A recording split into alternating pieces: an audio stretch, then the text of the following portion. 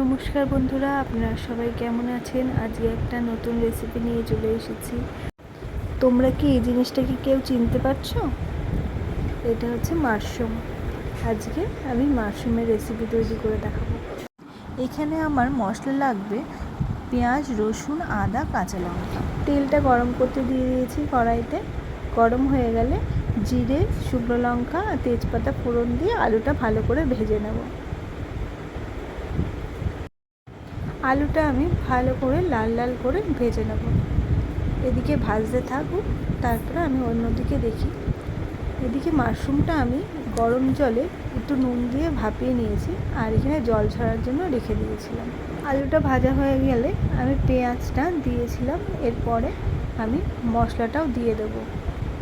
মশলাটা দিয়ে ভালো করে আমি কষাতে থাকবো। এদিকে দেখো মাশরুমের থেকে কতটা জল বেরিয়েছে। এবার মাশরুমটা আমি দিয়ে দেবো। দিয়ে আমি ভালো করে আবার কষাতে থাকবো। এবার চলুন একটু গল্প করে নেওয়া যাক।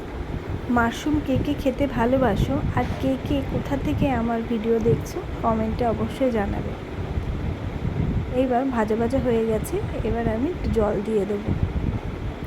জলটা একটু বেশি করেই দিলাম, কারণ আলুটা তো সেদ্ধ হবে। জলটা কিন্তু আমি গরম জল দিয়েছিলাম। একটু ফুটে গেলে আমি চাপা দিয়ে গ্যাসটা আস্তে করে দেবো, তাতে আলুটাও তাড়াতাড়ি সেদ্ধ হয়ে যাবে। এই দেখুন কতটা মাখা মাখা হয়ে গেছে। এই মাশরুম সাধারণত আমাদের বাড়িতে মাখা মাখাই পছন্দ করে। রেডি আমার মাশরুমের তরকারি। কেমন হয়েছে জানাবেন। টাটা।